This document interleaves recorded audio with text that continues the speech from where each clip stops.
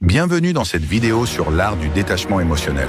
Aujourd'hui, nous allons découvrir comment vous pouvez appliquer les techniques stoïciennes pour vous libérer des attachements négatifs et reprendre le contrôle de vos émotions, que ce soit dans vos relations, vos possessions ou même face aux événements de la vie.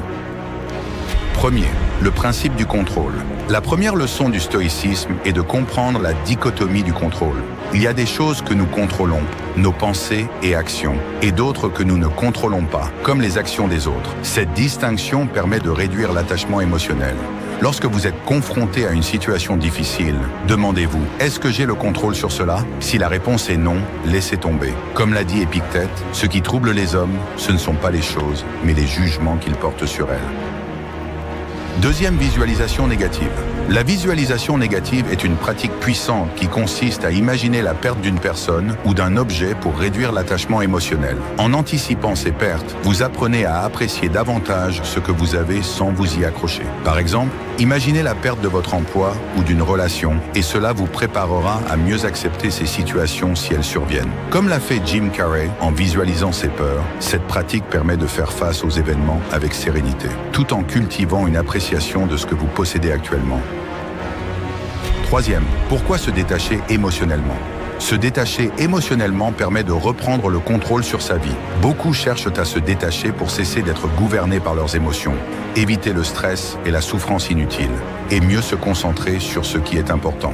Par exemple, dans une relation toxique, se détacher émotionnellement vous permet de ne plus être dépendant des émotions négatives de l'autre. Le détachement vous donne aussi plus de clarté mentale pour prendre des décisions rationnelles et améliorer votre bien-être. Les raisons les plus courantes incluent le désir d'éviter la souffrance émotionnelle liée aux pertes, le besoin de préserver son énergie mentale et l'envie de ne plus dépendre des événements externes pour trouver le bonheur. Le stoïcien Marc Aurèle a dit « Le bonheur de ta vie dépend de la qualité de tes pensées ».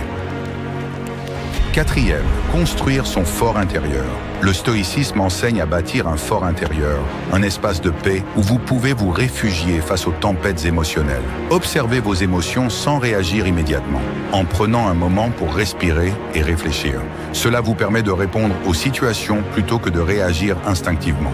Imaginez être dans une situation conflictuelle au travail. Au lieu de céder à la colère, retournez dans votre fort intérieur. Comme l'a dit Ryan Holiday, vous avez plus de pouvoir sur vos pensées que vous ne le pensez. C'est un outil puissant pour renforcer votre tranquillité intérieure.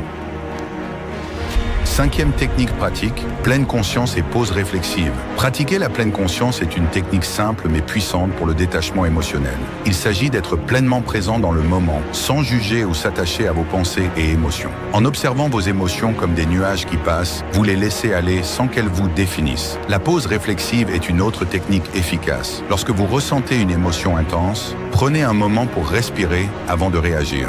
Cette simple pause vous permet de reprendre le contrôle et de répondre de manière réfléchie. Ces techniques sont essentielles pour éviter les réactions impulsives et maintenir votre calme face aux événements. Sixième, définir des limites émotionnelles. Définir des limites émotionnelles est crucial pour se protéger et maintenir son énergie. Cela signifie apprendre à dire non, à éviter les drames inutiles et à ne pas laisser les émotions des autres vous affecter. Comme l'a dit Dwayne The Rock Johnson, vous ne pouvez pas toujours contrôler les événements de la vie, mais vous pouvez contrôler comment vous y répondez. Ne vous laissez pas entraîner dans les tempêtes émotionnelles des autres. En posant des limites claires, vous renforcez votre propre sérénité. 7. Exemple de détachement émotionnel dans la vie quotidienne. Le détachement émotionnel peut s'appliquer dans de nombreux aspects de la vie. Par exemple, après la fin d'une relation, plutôt que de s'accrocher à ce qui était, il faut accepter la réalité et imaginer un avenir sans cette personne. Le détachement des possessions matérielles est également un pilier du stoïcisme. Keanu Reeves, malgré sa fortune, incarne ce principe en vivant simplement, détaché des biens matériels. Cela démontre qu'il est possible de vivre dans la sérénité en ne laissant pas les possessions vous posséder. Le détachement émotionnel, ce n'est pas se couper de ses émotions, mais apprendre à les maîtriser. En pratiquant la pleine conscience, la pause réflexive et en construisant un fort intérieur, vous pouvez naviguer à travers la vie avec plus de paix et de résilience. Bienvenue sur Alpha Round. Aujourd'hui, nous allons explorer ensemble 10 choses que les sages recommandent d'éviter à tout prix pour réussir dans la vie. Des leçons intemporelles des plus grands philosophes et penseurs du monde. Nous allons tisser un lien entre la sagesse antique et moderne. Ces leçons ont traversé les siècles et sont toujours aussi pertinentes aujourd'hui. Alors, prépare-toi à apprendre comment éviter ces erreurs pour t'assurer une vie meilleure. Premier, procrastination. Sénèque disait « Ne remets pas au lendemain ce que tu peux faire aujourd'hui ». Cette sagesse trouve un écho dans la manière dont Elon Musk aborde ses projets. Lorsqu'il développait SpaceX, au lieu d'attendre que toutes les conditions soient parfaites, Musk a pris des décisions rapides, testé des solutions, appris de ses erreurs. Cette capacité à agir rapidement lui a permis d'avancer beaucoup plus vite que ses concurrents. La procrastination aurait freiné son succès. C'est un rappel puissant. L'action immédiate est la clé pour progresser rapidement. 2. L'envie. Marc Aurèle nous rappelle que l'envie est la plus funeste des passions pour l'homme. Kanye West, artiste et entrepreneur, est un parfait exemple de quelqu'un qui a su éviter ce piège. À plusieurs moments de sa carrière, Kanye aurait pu se laisser envahir par la comparaison avec d'autres artistes ou créateurs. Mais il a choisi de se concentrer sur sa propre voie, avec des projets comme Yeezy, où il a imposé sa vision unique. L'envie détourne ton attention de ton propre succès. En restant focalisé sur ce que tu veux accomplir, tu maximises tes chances de réussite. Troisième, la plainte. Épictète disait « Ce qui trouble les hommes, ce ne sont pas les choses, mais leur jugement sur les choses. » Muhammad Ali, l'un des plus grands boxeurs de tous les temps, a refusé de participer à la guerre du Vietnam, ce qui lui a valu d'être banni de la boxe pendant plusieurs années. Ali aurait pu se plaindre et abandonner, mais au lieu de cela, il a utilisé cette épreuve pour affiner ses convictions et renforcer son combat pour la justice sociale. Comme Ali, apprendre à ne pas se lamenter sur nos difficultés permet de transformer chaque obstacle en opportunité de croissance. Quatrième, le manque de contrôle des émotions. Aristote nous enseigne que celui qui maîtrise ses émotions est plus fort que celui qui prend une ville.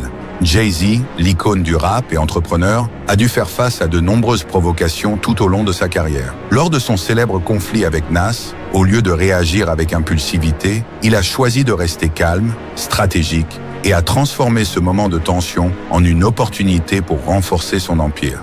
La maîtrise des émotions te permet de rester concentré sur tes objectifs sans te laisser emporter par les distractions. Cinquième, le jugement hâtif.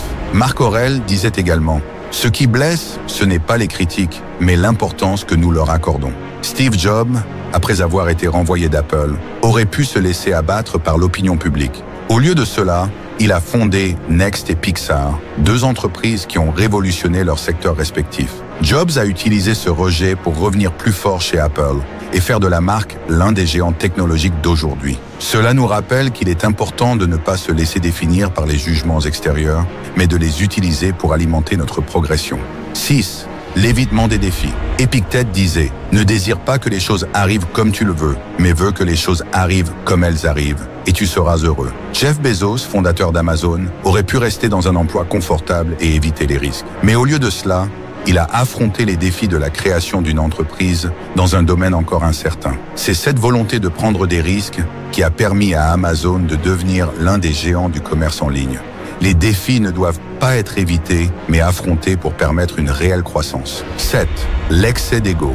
Épictète nous avertit également. Jette tes opinions vaniteuses, car il est impossible pour quelqu'un d'apprendre ce qu'il pense déjà savoir. Même avec son succès phénoménal, Elon Musk encourage une culture de remise en question et de critique chez Tesla et SpaceX. Il sollicite régulièrement des retours de son équipe pour continuer à progresser. Un ego démesuré empêche l'apprentissage et l'évolution. En gardant une attitude humble, Musk continue de repousser les limites de l'innovation. C'est en acceptant que nous avons toujours à apprendre que nous grandissons véritablement.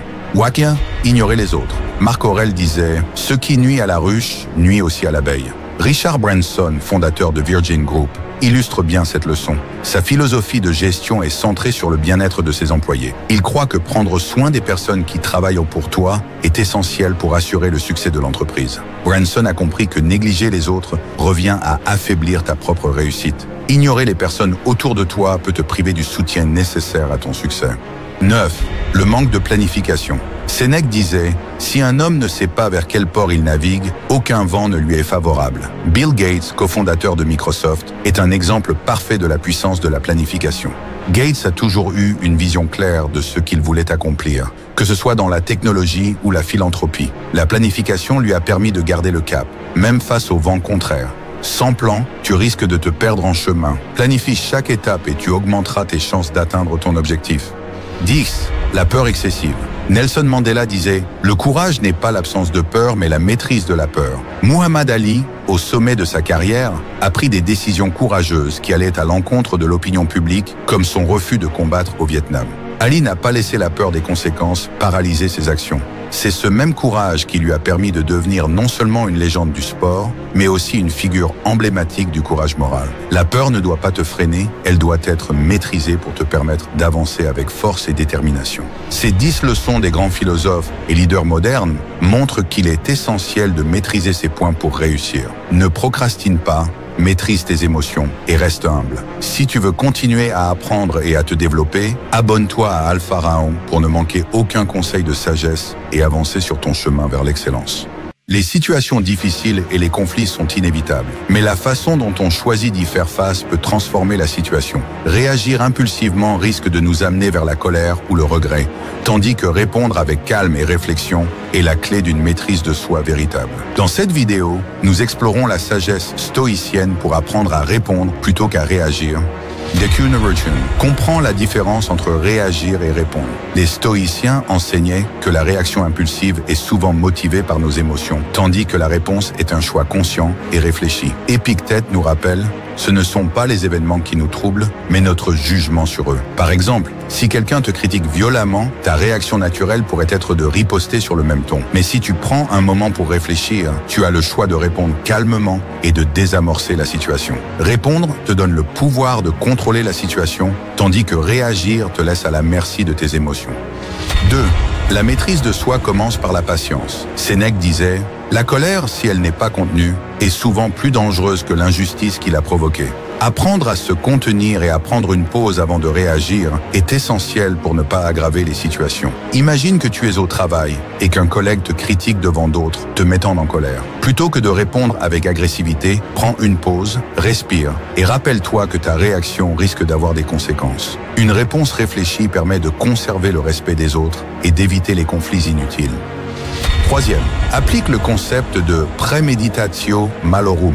Les stoïciens pratiquaient le premeditatio malorum, qui consiste à anticiper les difficultés potentielles pour mieux y faire face. Avant d'entrer dans une situation où tu sais que les tensions peuvent surgir, visualise le pire scénario possible et prépare-toi mentalement à y répondre calmement. Par exemple, si tu as un rendez-vous difficile ou une conversation délicate, imagine les différentes façons dont cela pourrait tourner et prépare des réponses constructives. Comme le disait Marc Aurèle, la meilleure façon de se défendre est de ne pas ressembler à celui qui nous a offensés.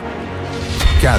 Ne laisse pas les autres contrôler ton humeur. En réagissant aux actions des autres, tu leur donnes le pouvoir de te contrôler. En choisissant de répondre, tu affirmes ta liberté de choix et ta résilience. Épictète enseignait que notre paix intérieure ne dépend pas de ce qui nous arrive, mais de notre jugement. Par exemple, si quelqu'un te provoque, au lieu de répondre par la colère ou la frustration, prends un moment pour te rappeler que la réaction n'apporte rien de positif. Cela te permet de garder ton pouvoir personnel et d'affirmer ta force intérieure. 5. Fais preuve de compréhension et de compassion. La sagesse stoïcienne nous invite à comprendre que chacun agit selon ses propres limitations et expériences. Marc Aurèle encourageait à se rappeler que les gens sont ce que les circonstances les ont fait. En prenant un instant pour réfléchir, tu peux choisir de répondre avec compassion. Supposons qu'un ami te parle durement. Au lieu de réagir, demande-toi si cette personne traverse un moment difficile. Une réponse empreinte de compréhension permet non seulement d'apaiser la situation, mais aussi de bâtir des relations plus solides et positives. 6. Souviens-toi que les mots ont un pouvoir immense. Les mots peuvent apaiser ou attiser un conflit. Choisir de répondre avec calme et sagesse montre ta capacité à maîtriser tes émotions. Un exemple célèbre est celui de Socrate, qui faisait face à ses détracteurs avec des réponses calmes et pleines de sagesse, ce qui désarmait souvent ceux qui cherchaient à l'offenser. Prends le temps de formuler des réponses qui reflètent ta maîtrise et ton intelligence, plutôt que de réagir sous l'emprise des émotions. Apprendre à répondre au lieu de réagir est une compétence puissante qui renforce ta paix intérieure et améliore tes relations. La sagesse stoïcienne nous rappelle que notre tranquillité dépend de notre choix de rester maître de nous-mêmes. Commente ci-dessous avec tes propres expériences où tu as choisi de répondre plutôt que de réagir et abonne-toi pour plus de conseils inspirés par la philosophie stoïcienne.